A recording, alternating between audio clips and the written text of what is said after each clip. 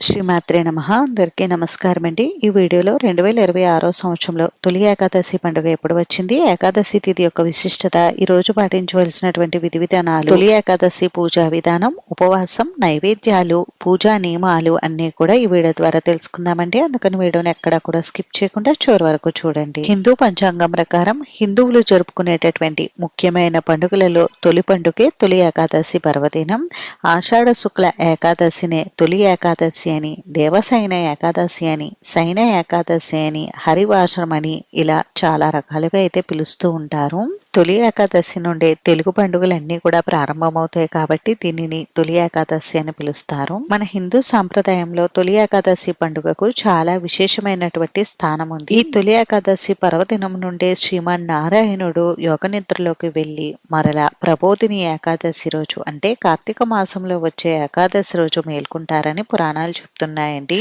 స్వామివారు శయనించిన రోజు కాబట్టి దీనిని శయన ఏకాదశి అని అంటారు. ఈ రోజు నుండి మొదలుకుని 4 నెలల పాటు ఉండే ఈ కాలాన్ని చాతుర్మాస దీక్షగా అయితే వ్యవహరిస్తారండి. ఈ చాతుర్మాస దీక్షలను ముఖ్యంగా ఎక్కువగా మహర్షులు, ఋషులు, పీఠాధిపతులు అయితే ఆచరిస్తూ ఉంటారు. ఈ 4 నెలల పాటు శ్రీమన్నారాయణుడు పాతాళ లోకంలో ఉన్న బలి చక్రవర్తి దగ్గర ఉండి కార్తీక మాసంలో వచ్చే ప్రబోధిని ఏకాదశి రోజు తిరిగి వస్తారని పురాణాలు అయితే చెప్తున్నాయి. మరి ఎంతో మహిమాన్వితమైనటువంటి ఈ తొలి ఏకాదశి వ్రతాన్ని ఆచరించడం వలన అశ్వమేధ యాగం చేసినంత ఫలితం ఇంకా మోక్షం కలుగుతాయని మనకు పురాణాలు చెప్తున్నాయి. ఇంతటి విశేషాలతో కూడుకున్నటువంటి ఈ తొలి ఏకాదశి పర్వదినం ఈ 2026 సంవత్సరంలో ఎప్పుడు వస్తుంది అనేది ఇప్పుడు తెలుసుకుందాం. స్వస్తి శ్రీ చాంద్రమాన శ్రీ పరాభవనామ సంవత్సరం దక్షిణాయనం ఆషాఢ మాసం శుక్లపక్షం ఏకాదశి తిథి ప్రారంభం 2026 జూలై 24 శుక్రవారం ఉదయం 10:08 ప్రారంభమయ్యి 2026 జూలై 25 శనివారం ఉదయం 11:35 ఏకాదశి తిథి అయితే ముగుస్తుందండి. సూర్యోదయ సమయానికి ఏ తిథి ఉంటుందో ఆ రోజంతా కూడా మనం ఆ తిథిగా పరిగణిస్తాం కాబట్టి 2026 సంవత్సరంలో తొలి ఏకాదశి పండుగ 2026 జూలై 25 శనివారం వచ్చింది.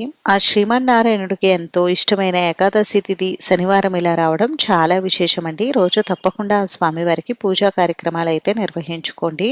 ఏకాదశి వ్రతాన్ని ఆచరించేవారు ఉదయం 11:30 లోపు మీరు పూజా కార్యక్రమాలు అయితే నిర్వహించుకోండి. ఈ రోజు స్వామివారిని ముఖ్యంగా తులసి దళాలతోని, పసుపు రంగు పుష్పాలతోని, సుగంధభరితమైన పుష్పాలతో పూజించి అర్చించండి. స్వామివారితో పాటు అమ్మవారికి కూడా పూజా కార్యక్రమాలు నిర్వహించుకోండి.